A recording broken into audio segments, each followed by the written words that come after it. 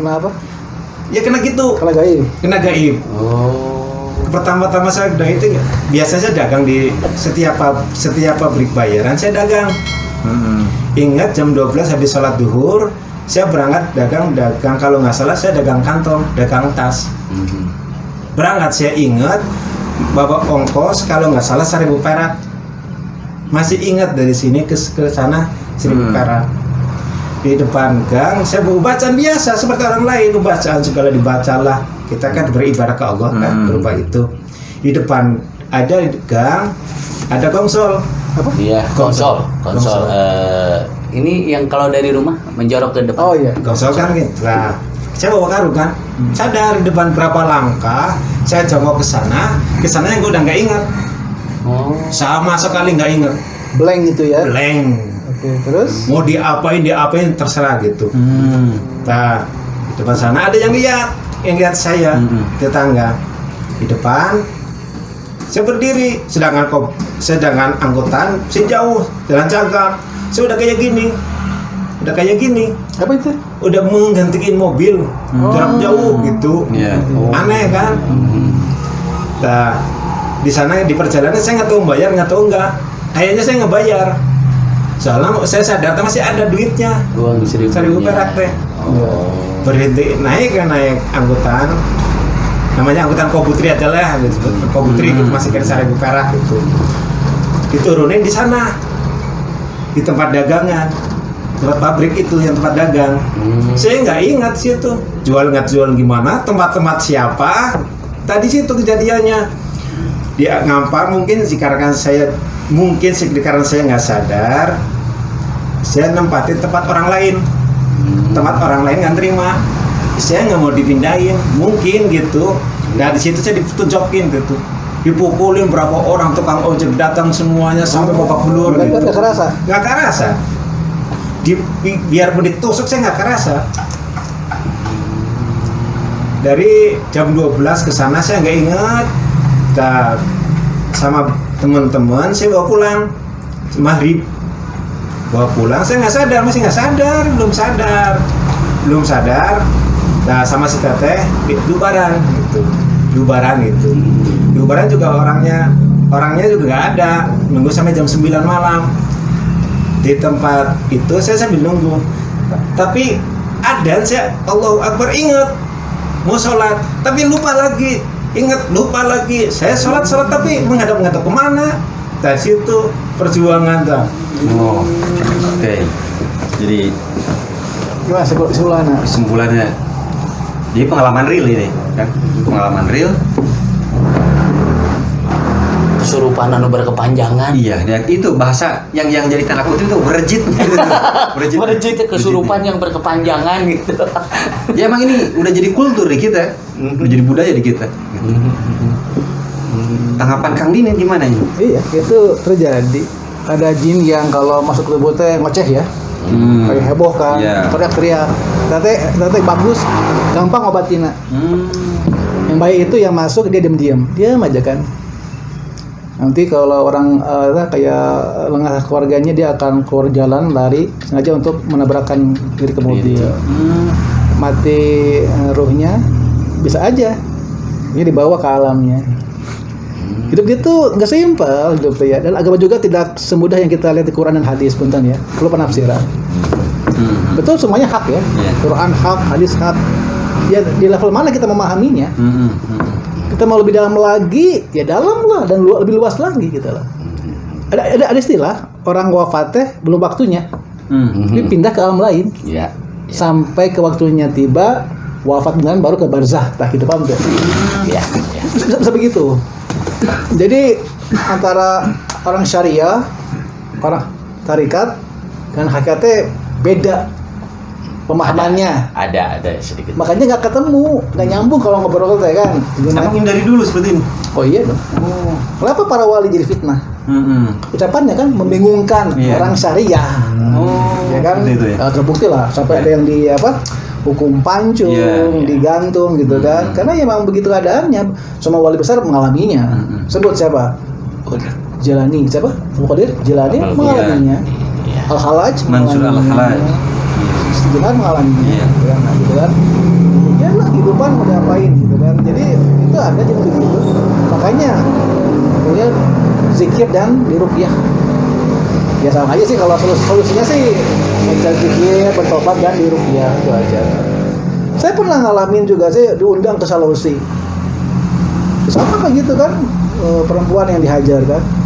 Wah, jadi dibuat sakit, dibuat kayak gila gitu kan. Mungkin dia udah berusaha juga berobat ke mana-mana belum jodoh. Sampai saya diundang dari Jawa nih, dari Bandung, Jakarta dulu kan. Ke sana, ke Sulawesi. Oh iya, jadi memang ngakunya raja jin di Sulawesi mau menghabisi semua keluarga. Gara-gara ini ternyata si cewek ini tuh dulu nolak cinta seseorang. Dia sakit hati kan, pasilanya dari makanan gitu. Jadi setelah dia dikecewakan, jadi jualan nasi uduk ya, jualan nasi di depan rumahnya kan tetanggaan. Iya. Dibeli kan, jualan dia dibeli kan, dimakan masuk, jadi itulah. Oh dimungkinkan ya? Apa tuh? Misalkan lewat makanan atau gini saya anggota badan, dimungkinkan itu? Oh iya. Paling baik itu lewat makanan dan minuman, langsung masuk ke dalam tubuh. Itu repot tuh bersihin. Hanya nempel saja itu lebih mudah saya kira. Saya punya pengalaman ya. Gitu. Jadi saya juga alat saya lawan dia kan dua kali gas sekali jalan. Saya baca dengan dia segala macam itu bang, kayak ayat Al-Quran, zikrullah, asma Allah. Wah, semua saya baca, dia juga bertahan, dia melawan gitu kan, bawa pasukannya gitu kan. Ternyata saya punya ilham, saya manggil para aulia dengan cara ya ibadallah, ya rijalallah, dan seterusnya kan. Langsung gitu, pas saya manggil, jinnya itu langsung gini. Wah, siapa nih percaya? Siapa datang gitu kan? Sebentar, gini kakinya. Gitu. Iya kan? Wah, cuy, langsung kata, siapa kamu gitu kan. Udah, akhirnya karena itu lepas.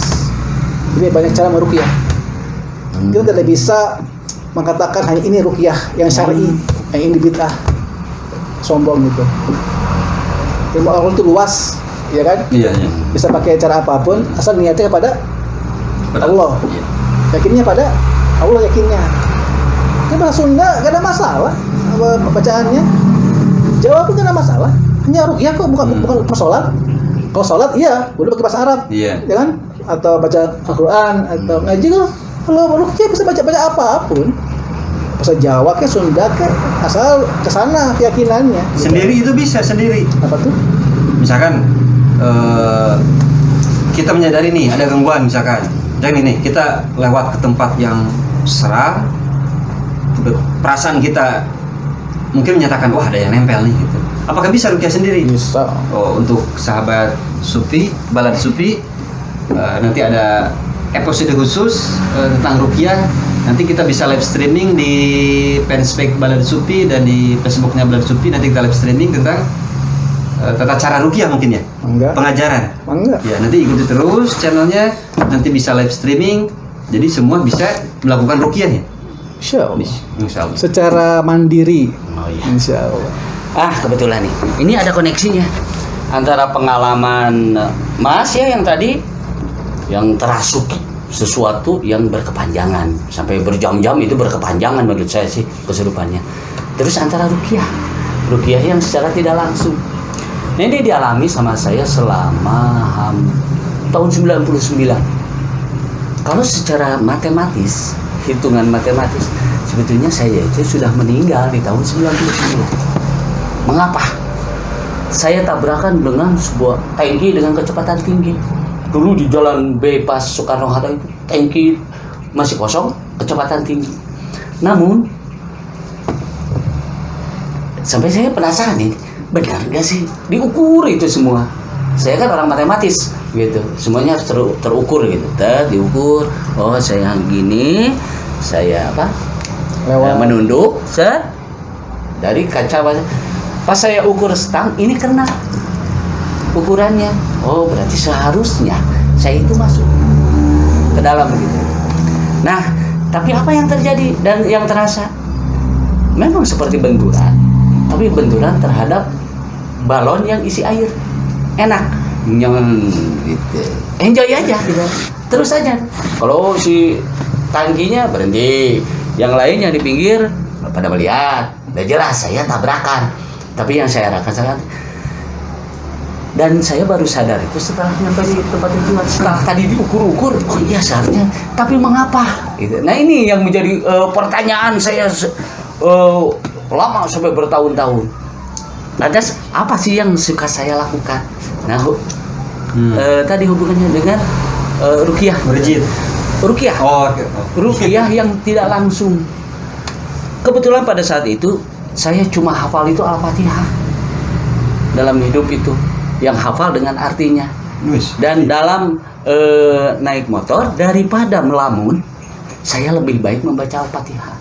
Jadi selalu pada saat naik motor perjalanan saya selalu membaca Al-Fatihah dan mengalami seperti Mas hilang memori di suatu tempat. Di Rancaikek saya tidak tahu, di Cileunyi saya tidak tahu, padahal saya ke sana ke Mekarwangi, Soekarno-Hatta gitu. Di Gede Bagi saya tidak tahu, baru sadar di Kiara Condong, baru ngumpul semua. Oh udah deh. Jadi pada saat di Rancaikek bagaimana, di Cileunyi bagaimana, dan terakhir itu jadi ada yang momen-momen mungkin pengalaman kita, iya, pengalaman perjalanan kita, kadang kita berinteraksi dengan hal demikian tanpa kita sadari. Seperti tadi hilang kesadaran. Mungkin Bapak merasakan misalnya kalau makan, jajan kan suka hilang kesadaran pas waktu terakhir kan gitu kan. Ya ini hal yang lumrah. Ada yang disadari, mungkin ada yang tidak. Yang nanti mungkin kita bisa buat episode berikutnya ini antisipasi mungkin ya. Antisipasi. Mungkin ada sesuai dengan hukum syara, ada yang tidak tadi. Bagian dari budaya, misalkan tadi sengaja dipanggil dengan apa istilahnya tumal dan sebagainya, sesajen segala macam. Itu jelas mungkin jin-jin kafir yang mungkin saya bilang. Oh iya.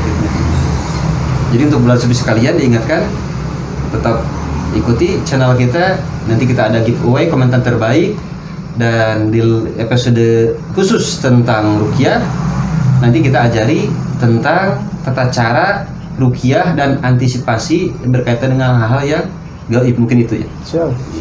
Cari waktu yang lain dia. Iya, mungkin di episode berikutnya.